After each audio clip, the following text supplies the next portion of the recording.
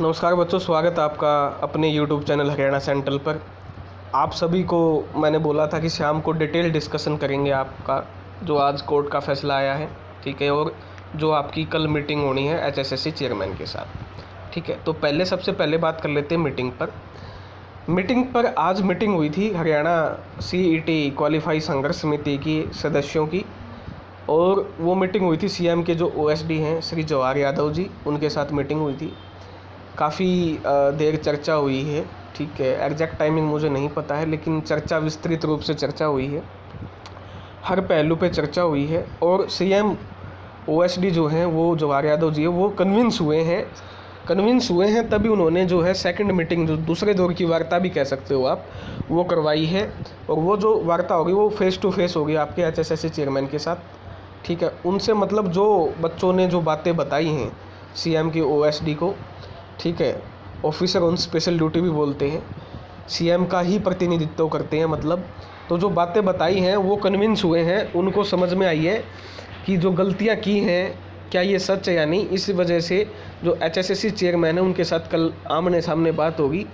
अगर वो गलतियां सही मिलती हैं, हम तो कह ही रहे हैं कि काफ़ी टाइम से कि वो गलतियां सही हैं, तो कल CM के साथ भी वार्ता होगी, शाम तक CM के साथ भी हो सकती है, ठीक है। तो जो OSD साहब हैं उनका बड़ा धन्यवाद करते हैं हम, ठीक है। और पूरी CET संघर्ष क्वालिफाइंग समिति जो है, जो लगभग 1 साल से इस मामले को उठाए हुए है, लगातार बेड़ा उठाए हुए है, उसके जो डिफरेंट मेंबर्स हैं, प्रवीण कुमार से लेके जो आज के सदस्य थे आपके, ठीक है, राहिल, विकास कुमार, सुशील कुमार, गुरप्रीत, रविंदर, जितने भी मेंबर थे सभी को बधाई के पात्र हैं, जो आपके बढ़ चढ़ कर अपना घर छोड़कर, अपना सब कुछ छोड़कर सभी बच्चों की लड़ाई लड़ रहे हैं। 3,55,000 बच्चों की लड़ाई लड़ रहे हैं, वो लड़ाई लड़ने का काम जारी है। और मैं सभी बच्चों से ये गुजारिश भी करूँगा कि आप जो 3,55,000 बच्चे हैं वो सभी जोड़ें इस मुहिम के साथ। आपकी किसी भी प्रकार की समस्या है, ठीक है, आपका नाम नहीं आया, आपका एडमिट कार्ड नहीं आया, आप क्वालिफाई के पक्ष में हैं, आपका 56 का कैंसिल करवाना या किसी भी प्रकार की समस्या है,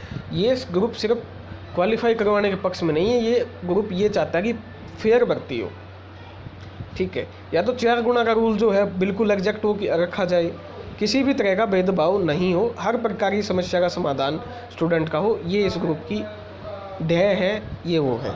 तो ये जो OSD की मीटिंग है, अब जो चर्चाएं हुई हैं वो क्या हुई, देखिए, जो सबूत पेश किए गए हैं उनसे कन्विंस हुए हैं, हर सबूत पेश किया गया है उनके पास, और जो कल मीटिंग होगी उनमें भी सबूत पेश किया जाएगा, ठीक है। तो हर प्रकार की बात है, चाहे वो आपका EWS का 12 गुना का मामला हो, BCB का 10 गुना मामला हो। कुछ बच्चों के मेरे पास पर्सनल कॉल भी हुई है, वो कह रहे थे कि सर इन्होंने जो रिजर्वेशन फॉर्मूला लागू किया है, पहली बात तो मैं आपको बता दूं, अगर आप बच्चों को इक्वलाइज करते हो तो आपकी जो पॉलिसी है वो खंडित होती है, यानी पॉलिसी जो है आपकी 4 गुना की वो डिस्टर्ब होती है। तो पॉलिसी से तो आप डिस्टर्ब नहीं कर सकते। अगर आपको इक्वल ही करने थे बच्चे तो आपको सभी को मौका देना था।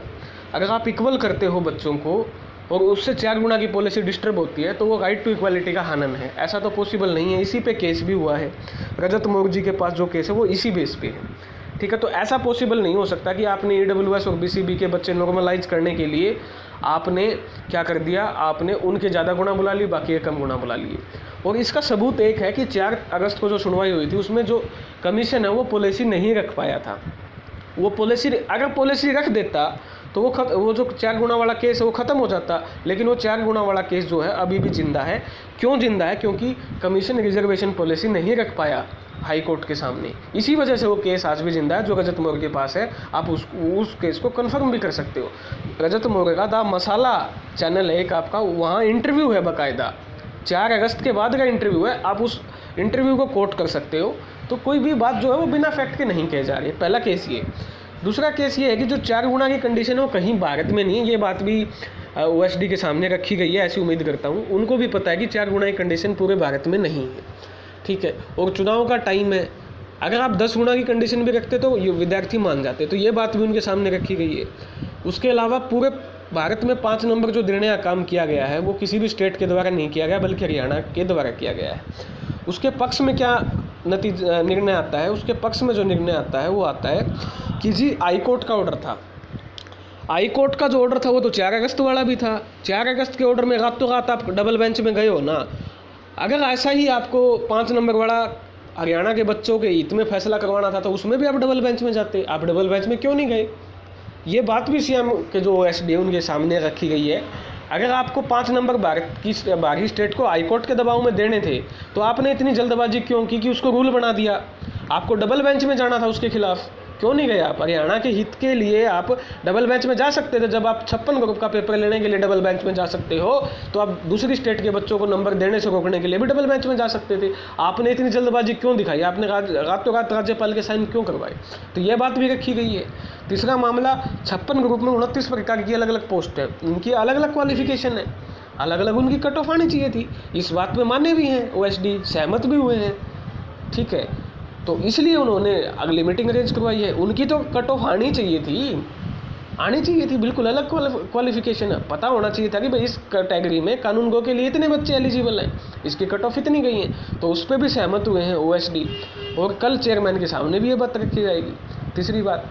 चौथी बात, जो आपका रिपीटेशन हुआ है ग्रुप 56 और 57 में, ठीक है, जो मतलब ये तो सरकार ने खुद माना है, जो 37,000 बच्चे उसमें से 29,000 बच्चे एज इट इज़ 56 ग्रुप में रिपीट हुए हैं। तो ये भी सीएम के जो ओएसडी उन्होंने मानी है ये बात, हाँ भाई रिपीट हुए हैं। और इसका भी केस है हाईकोर्ट में, जो एनटीपीसी वाला केस है उसके बेस पे इस पर भी केस डाला गया है।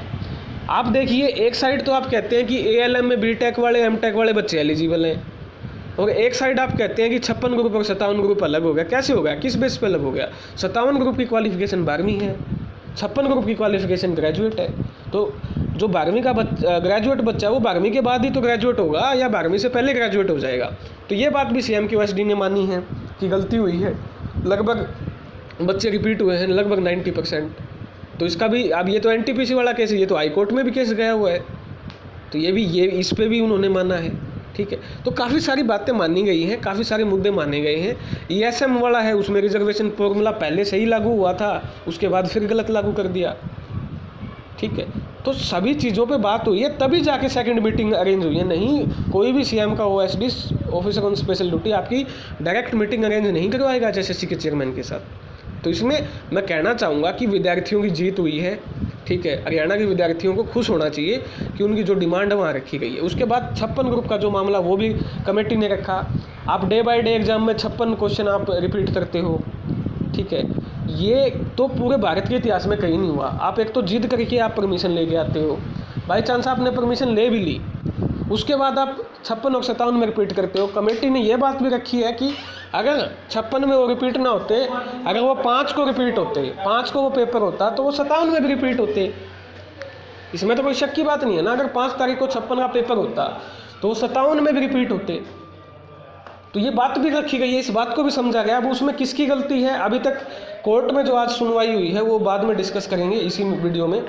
इस बात को भी रखा गया कि हाँ भाई ये गलत हुआ है, इतने क्वेश्चन, इतनी ज़्यादा मात्रा में क्वेश्चन रिपीट नहीं होने चाहिए थे, क्योंकि अभी आपने टीजीटी का एग्ज़ाम लिया है, आपने उसी एजेंसी ने टीजीटी का एग्ज़ाम बड़े अच्छे तरीके से कंडक्ट कर दिया, और ये का एग्ज़ाम कंडक्ट नहीं हुआ 1 महीने के अंदर अंदर। इसमें तो बड़े भ्रष्टाचार है। अब वो भ्रष्टाचार किसी ने किया हो, हम ये मानते हैं कि सीएम ईमानदार है, लेकिन किसने गड़बड़ की है, किस लेवल पे गड़बड़ हुई है, एग्जामिनरों ने गड़बड़ की है या किसने? क्योंकि आज कोर्ट में ये बोला गया कि एग्जामिनरों ने अभी तक हमारे पास वही नहीं भेजे हैं, मतलब लिखित में नहीं भेजा कि कितने क्वेश्चन रिपीट हुए हैं। तो 6 दिन से अगर आपका एजेंसी जवाब नहीं दे रही, ये मामला भी वहाँ उठाया गया है। तो मामले बहुत सारे उठाए गए हैं। तो आप जो मीटिंग है, मीटिंग का मैंने सारा सार बता दिया है। जो कल मीटिंग होगी उसमें क्या नतीजा निकल सकता है, देखिए नतीजा, अभी जो हम नतीजे की अगर वेट करेंगे तो ये तो बहुत गलत चीज़ होगी। नतीजा ऐसे नहीं आएगा। पहले कमीशन, अगर पहले सीएम की ओएसडी सेटिस्फाई होते हैं तब सीएम के साथ मीटिंग होगी और सीएम के सामने ये सारी बातें जाएंगी, तब जाके कुछ नतीजा आ सकता है। कल या आने वाले दिनों में हम ये सोच लें कि नतीजा आ जाएगा, ऐसा कहना बिल्कुल गलत होगा। हाँ, इतनी जीत आपकी हुई है कि आपकी बातें ऑफिसर ऑन स्पेशल ड्यूटी ने सुनी है। कल चेयरमैन के साथ डायरेक्ट मीटिंग है। अगर वहाँ बात प्रूव हो जाती है, चेयरमैन मान जाते हैं, तो ये सीएम के साथ मीटिंग 101% होगी, ठीक है। ये होगा आपका मीटिंग का। अब मैं आज का कोर्ट का बताता हूँ, जो कोर्ट का आपका क्या अपडेट है। देखिए, कोर्ट ने, कुछ बच्चे कह रहे हैं कि कोर्ट ने डेट दी है। अब कोर्ट में एचएसएससी ने 2 चीज़ें बोली है, वो सुनने वाली चीज़ें हैं। एक तो ये बोला कि रिप्रेजेंटेशन नहीं आई बच्चों की तरफ से। रिप्रेजेंटेशन, आपको वो बात पता भी चल गई होगी कि बच्चों ने हमको आके ये नहीं बोला कि जी पेपर कैंसिल करो। ठीक है, एक तो ये बड़ा गंभीर आरोप उन्होंने लगाया है। दूसरा जो आरोप है वो क्या है, आरोप बोल लो या उनको बचने के लिए डिफेंसी के लिए कह लो। दूसरा उन्होंने क्या बोला है कि हमारे पास जो लिखित जवाब है एजेंसी की तरफ से नहीं आया है कि कितने क्वेश्चन रिपीट हुए हैं। अब जो कोर्ट ने ये 40 दिन का 30 दिन का टाइम दिया है या HSSC ने खुद मांगा, इस पर हम बहस नहीं करते, लेकिन ये दो जो वो हैं तथ्य उन्होंने रखे हैं। लिखित में अगर जवाब आता है तो वो पहले भी HSSC कैंसिल कर सकती है। अब ये 20 सितंबर का टाइम गया है, माननीय कोर्ट ने दिया है। अब इसमें हम कोई टिप्पणी नहीं कर सकते हैं, ठीक है, ये कोर्ट में दिया है, अब उस पर सुनवाई होगी उस दिन। उससे पहले जो LPA वाली 1 सितंबर की जो सुनवाई है, अब इसको दो तरीके से देखा जा सकता है।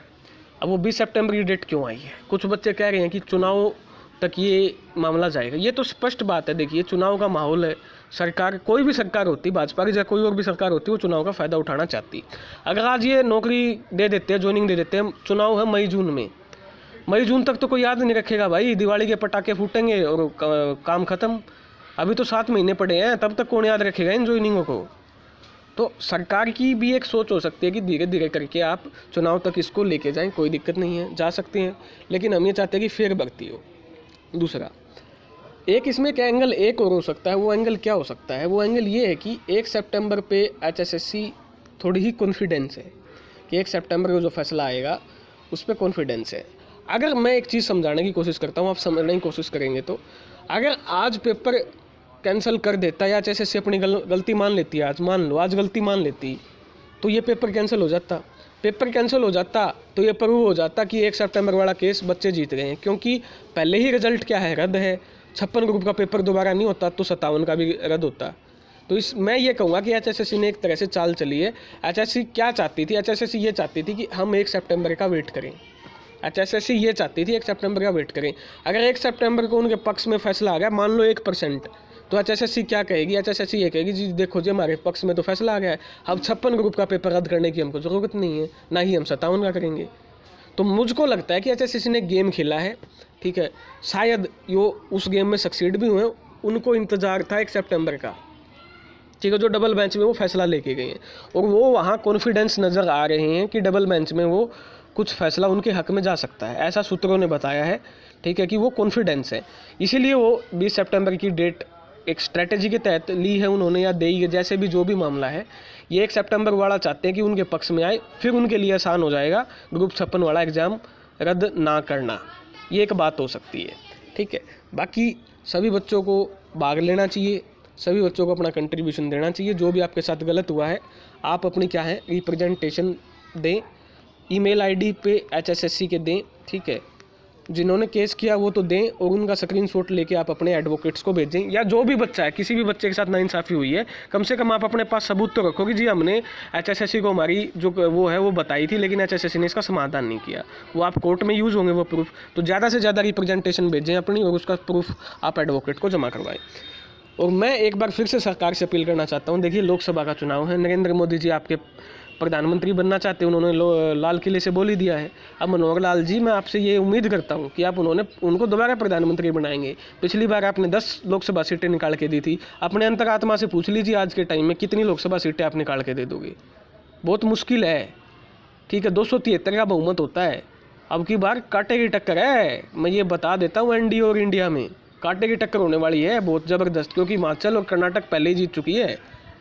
तो इसलिए मैं कह रहा हूँ कि ये 40-45 लाख जो वोट है, इन बच्चों की सुन लो, इन सभी बच्चों को एग्ज़ाम में दे दो, और प्रधानमंत्री को दोबारा प्रधानमंत्री बनाने में सहयोग दो, नहीं तो बहुत बड़ा नुकसान हो जाएगा आपका, ठीक है। हम तो चाहते हैं, हम तो समर्थक हैं भाई, कुछ कहते हैं कांग्रेसी, ये तो विपक्ष के पास भी अपॉर्चुनिटी है, विपक्ष इसको अच्छे से यूज़ करे। 10-10 अपॉर्चुनिटी है, मैं तो विपक्ष को बता चुका हूँ, ठीक है।